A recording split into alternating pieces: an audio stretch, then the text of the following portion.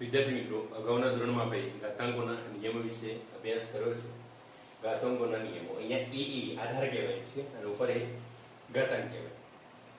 આધાર સરખા છે તો અહીંયા બે આધાર સરખા હોય એવી બે સંખ્યાઓ જે છે એમાં, એવી ઘાતવાળી બે સંખ્યાઓ છે એમાં જે ઘાતાંકો છે એનો જો એ ગુણાકાર કરીએ તો ઘાતાંકોનો સરવાળો. અહીંયા આધાર સરખા છે એવી બે ઘાત સંખ્યાઓ છે એનો આપણે જો ગુણાકાર કરવામાં આવે તો એ ઘાતોનો ગુણાકાર જે છે એ ઉપર એની ઘાતાંકોના સરવાળા બરાબર થાય. એટલે અહીંયા આધાર એ m વત્તા n. એ જ પ્રમાણે અહીંયા આપણે આધાર એ છે અને m અને n, m અહીંયા કૌંસમાં છે ઘાતાંક અને n બાર છે તો ઉપર ઘાતાંકોનો ગુણાકાર થાય તો એ m ગુણ્યા n. અહીંયા a ની m ઘાત અને a ની n ઘાત બે ઘાતો છે. આધાર સરખો છે અને ભાગાકાર છે તો આપણે શું થતું હતું? ઘાતાંકોની બાદબાકી.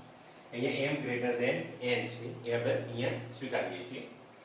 એ જ પ્રમાણે અહીંયા જો a ની પણ m ઘાત હોય, b ની પણ m ઘાત હોય તો અહીંયા m ઘાત છે બહાર નીકળી જાય, a અને b નો ગુણાકાર કરી અને કૌંસની બહાર m ઘાત થાય. એ જ પ્રમાણે a ની m ઘાત ભાગ્યા b ની m ઘાત તો a ભાગ્યા b અને કૌંસ બહાર m ઘાત. a ની શૂન્ય ઘાત બરાબર 1, 1 ભાગ્યા a ની માઈનસ n ઘાત તો બરાબર a ની કેટલી ઘાત થશે? n ઘાત. એ આપણે આના આધારે મેળવી શકીએ છીએ. અને છેલ્લે વર્ગમૂળમાં જે n મું મૂળ છે, n મૂળમાં a તો a ની 1 ભાગ્યા n ઘાત. જો વર્ગમૂળમાં a હોય તો a ની 1/2 ઘાત, ઘનમૂળમાં a હોય તો a ની 1/3 ઘાત. એ જ પ્રમાણે n મૂળમાં a હોય તો a ની 1 ભાગ્યા n એ કહેવા માંગે છે. તો અહીંયા વિદ્યાર્થી મિત્રો આ બધું આપણે અગાઉ ઘાતાંકોના નિયમો અગાઉના ધોરણમાં ભણી ગયા છે.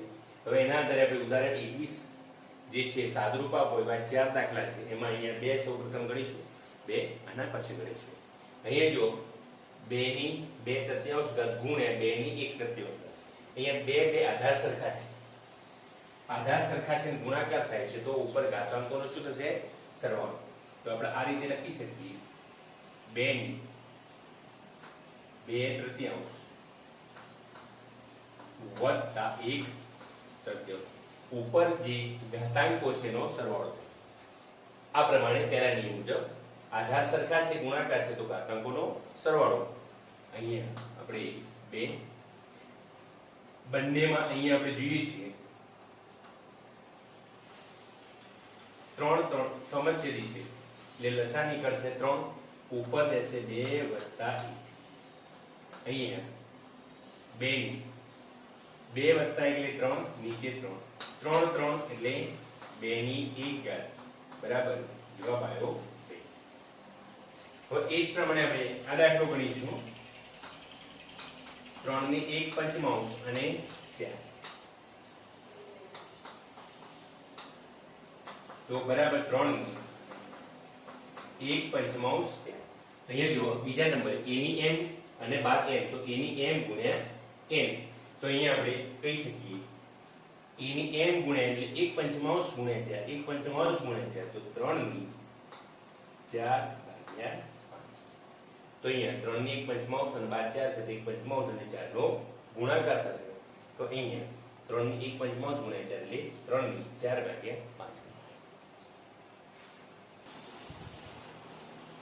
હવે વિદ્યાર્થી મિત્રો આપણે બાકીના જે બે દાખલા હતા ત્રીજો 7 ની 1/5 અને 7 ની 1/3.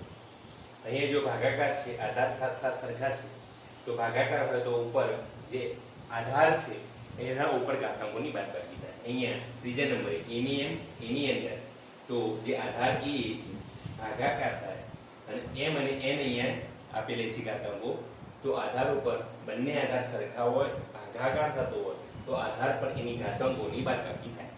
અહીંયા આધાર 7 સરખો છે, ભાગાકાર છે તો માટે આધાર ઉપર એની ઘાતાંકોને 1/5 અને 1/3 એની બાદબાકી. 7 આપણે રાખીશું, 5 અને 3 નો ગુણાકાર 15 કારણ કે આપણે લસા લઈશું, 5 અને 3 નો લસા 15 આવે છે. તો અહીંયા 15 લાવવા માટે અહીંયા 3 - 5 આપણને આવડે છે. 3 ને અહીંયા સોરી 5 ને 3 ને ગુણો તો 15 આવે, ઉપર પણ 3 ને ગુણો આપણે 3 ને કેટલા ગુણ્યા 15 5 એટલે ઉપર પણ 5 આપણે ગુણવા પડે. તો 7 ની નીચે 15 3 માંથી 5 ગયા એટલે આ ફાઇનલ આન્સર થઈ ગયો 7 ની 2 ચતુર્થાંશ. એ જ પ્રમાણે અહીંયા આપણે જોઈશું. અહીંયા જો 1 પંચમાંશ બંનેમાં સરખી ઘાત છે. આ પ્રમાણે a ની પણ એમ ઘાત b ની પણ એમ ઘાત. અહીંયા આધાર અલગ અલગ છે પણ ઘાતાંકો સરખી છે. આધાર અલગ અલગ છે, ઘાતાંકો સરખી છે તો ઘાતાંક બહાર નીકળી જાય અને જે બંને આધારો છે એનો ગુણાકાર થાય. અહીંયા બંને આધારો અલગ અલગ છે પણ ઘાતાંક કેવી છે? સરખી છે, ગુણાકાર છે. તો અહીંયા આપણે ગુણાકારમાં આપણે આ ઘાતાંક વડે બહાર કાઢી દઈશું. તો અહીંયા 13 ગુણ્યા 17 13 ગુણ્યા 17 એટલે 221 એની 1 પંચમાંશ.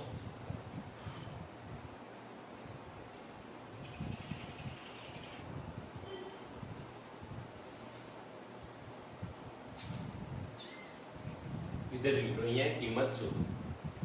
કિંમત શોધવા માટે 64 ની 1/2, બીજું છે 32 ને 1 પંચમાંશ અને 125 ને 1 તૃતીયાંશ. આપણે એની કિંમત શોધીશું.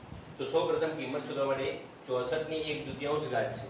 આપણને જવાબ આવડતો નથી તો સૌપ્રથમ આપણે શું કરીશું? 64 ના અવયવ પાડીશું. 64 ના અવયવ આપણે પાડેલા છે 2 32 2 16 2 8 2 4 2 2 2. તો જોઈએ 64 ના આપણે અવયવ પાડ્યા કેટલા આવે? 2 ગુણ્યા 2 ગુણ્યા 2 ગુણ્યા 2 ગુણ્યા 2 ગુણ્યા 2 કેટલી વાર છે? 1 2 3 4 5 અને 6 વાર છે. તો અહીંયા આપણે લખી શકીએ 64 બરાબર આપણે લખે 2 ની 6 ઘાત એટલે કે 1 2 3 4 5 ને 6 વાર આવેલા છે એટલે આપણે 64 ની 1/2 ઘાત 64 ની જગ્યાએ આપણે શું લખ્યા? 2 ની 6 ઘાત. હવે 12 જે છે એ 1/2 એમને આપણે મૂકી દઈએ.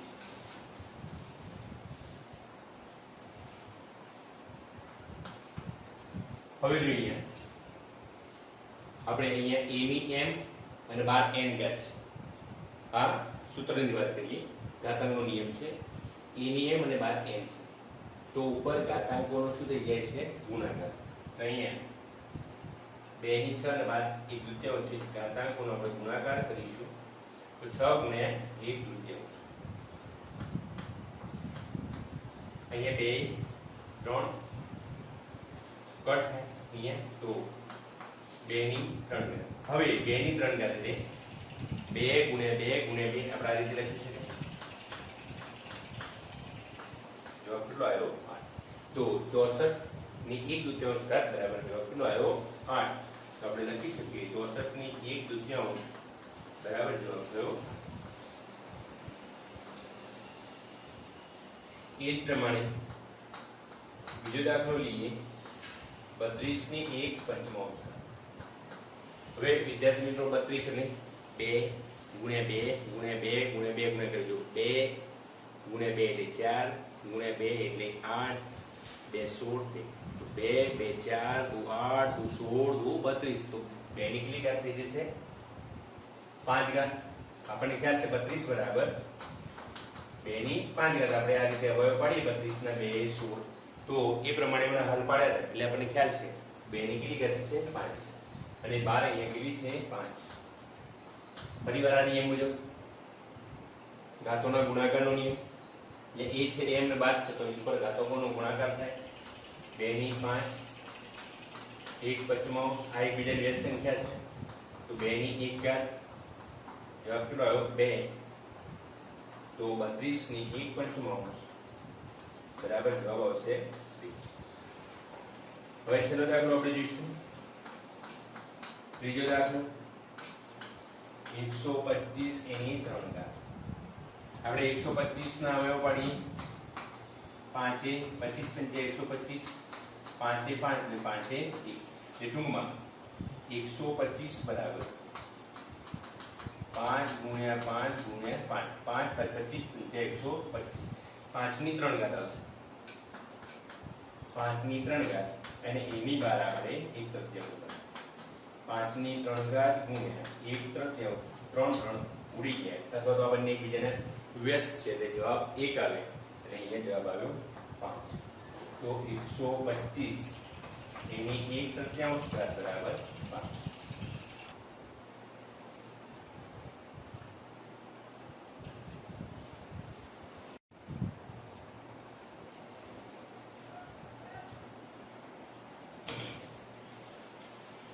જો આ જ પ્રમાણે અગાઉ દાખલા ગણ્યા છે એ પ્રમાણે આપણે એની કિંમત શોધીશું.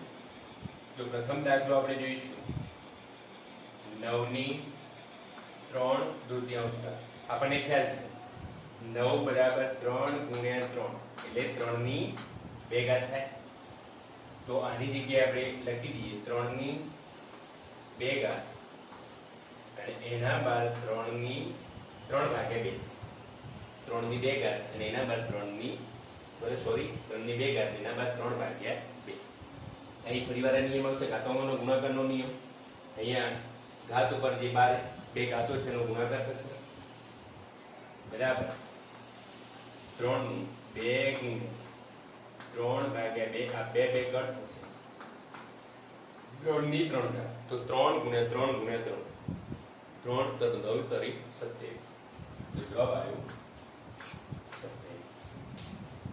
એ જ પ્રમાણે આપણે બીજા દાખલાની વાત કરીએ 32 ની 2/5 ઘાત. વિદ્યાર્થી મિત્રો હાલ પણ આપણે વાત કરી કે 32 એટલે 2 ની 5 ઘાત. આપણે અહીંયા 2 ની 5 ઘાત કરીશું 2/5 32 બરાબર આપણે 32 ની 2/5 એટલે 32 બરાબર 2 ગુણ્યા 2 ગુણ્યા 2 ગુણ્યા 2 ગુણ્યા 2 એની 2/5 એટલે 2 ની 5 અને એની બાર 2/5 આ પ્રમાણે આપણે અહીંયા લખ્યું છે.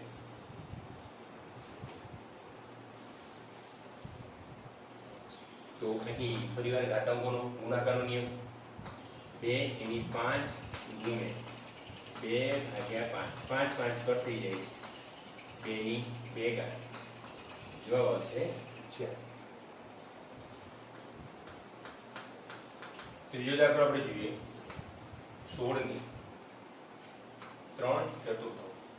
હવે જો આપણે 16 ના અવયવો પાડીશું તો 2 2 4 2 8 2 16. 16 ના અવયવો કેટલા થશે 2 ની 4 ઘાત. તો અહીંયા આપણે લખીશું 2 ની 4 ઘાત 3/4.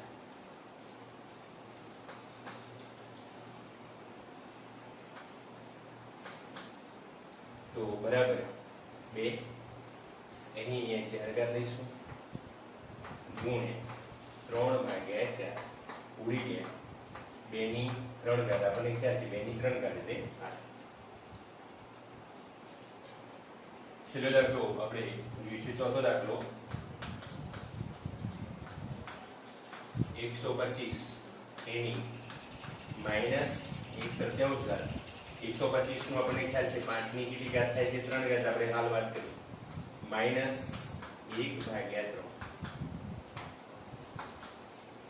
5 ની 3 ઘાત ગુણ્યા -1/3 અહીંયા 3 કટ થશે આવ્યો 5 ની -1 ઘાત તો 1/5 કઈ રીતે તો આપણે હાલ વાત કરી હતી 1 એની -n ઘાત તો એની n ઘાત. જો આ એની માઇનસ ઘાત જે છે એ વ્યસ્ત કરીએ છીએ તો ધન થઈ જાય છે. એનાથી વિરુદ્ધ આપણે વાત કરીએ તો એની -n જો આ એની -n ઘાત છે તો એની -n ઘાતની કોઈ કિંમત આપણે કાઢી શકીએ તો એને ધન બનાવવી પડે. ધન બનાવવા માટે એને શું કરવું આપણે વ્યસ્ત કરીશું તો વ્યસ્ત થઈ જાય એટલે ધન થઈ જાય. તો એ જ પ્રમાણે એ નિયમ મુજબ 5 ની -1 ઘાત કોઈ મૂલ્ય ન મળે તો આપણે એને શું કરવું પડે વ્યસ્ત કરી દઈએ એટલે 1/5 આની કિંમત થાય.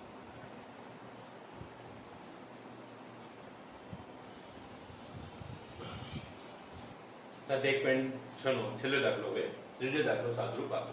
આ પ્રકારના દાખલા આપણે ગણી ગયા છીએ. પ્રથમની વાત કરીએ 2 ની 2/3 ઘાત અને 2 ની 1/5. બંને ઘાતો વચ્ચે ગુણાકાર છે આધાર સરખો છે. આપણે આના બરાબર લખવું તો આ પ્રમાણે લખી શકાય 2 આધાર સરખો છે ગુણાકાર છે અહીંયા ઘાતાંકોનો સરવાળો 2 3 અને 5 બંનેનો લસા 15 થાય અહીંયા 3 છે, મારે 15 લાવવા માટે નીચે 3 ને 5 ગુણો તો ઉપર પણ 5 ગુણો એટલે 2 ને 5 ગુણો એટલે 10. અહીંયા 5 છે, અહીંયા 15 લાવવા છે. 5 ને કેટલા વડે ગુણીશું? 3 વડે. તો 15 આવે, ઉપર પણ 3 વડે ગુણીએ એટલે કેટલા આવશે? 3. 2 ની 13 ભાગ્યા 15. એનો સાદો. બીજો આપણે દાખલો જોઈશું. 3 ની 1/3 અને 7. તો અહીંયા ઘાતોના જે ગુણાકાર છે એનો નિયમ આવશે. તો અહીંયા 3 ની 1/3 7. તો 3 ની 7 ભાગ્યા 9. હજુ પણ વિદ્યાર્થી મિત્રો કદાચ આમાં આગળ જઈએ તો આ પ્રમાણે બની શકે શક્યતા છે. 3 7. હવે જો અહીંયા 1/3. અહીંયા આપણે આ દાખલાને જો આ રીતે પણ ગણી શકાય. 3 ની 1/3 એટલે -3 લખી શકાય. 1/3 -3 -3 ના ધનમાં ના તો 1/3 લખી શકીએ છીએ. તો અહીંયા 1/3 -3 ઉપર આવ્યા 7. તો આનો જવાબ આ રીતે પણ હોઈ શકે. 3 ની -21. બંને જવાબો સાચા છે.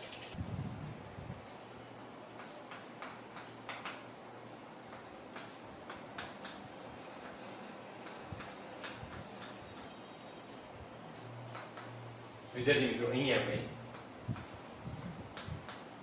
ગાતો સરખી છે. ગાતોનો જે ભાગાકારનો નિયમ છે એ ભાગાકારના નિયમમાં આધાર સરખો છે તો અહીંયા ભાગાકાર થાય છે. તો અહીંયા બે ઘાતાંકો વચ્ચે બાદબાકી થાય. તો 11 ની 1/3 11 ની 1/4. તો 11 ની 1/4 ઉપરની અને નીચેની બંનેની બાદબાકી થશે. 11 જો લસા અહીંયા 2 અને 4 નો લસા કેટલો થાય? 4. અહીંયા 4 લાવવા માટે કેટલા ગુણીશું? 2 વડે. અહીંયા 4 આપેલા છે એટલે એ એમને લેશે. તો અહીંયા 2 ઓછા 1. 11 2 માંથી 1 ગયો એટલે શું આવે? 1/4. પેલો દાખલો આપણે જોઈએ. 7 ની 1/2 ગુણ્યા 8 ની 1/2. 7 અને 8 એની કેટલી થાય છે? 1/2. 7 × 56 એની 1/2.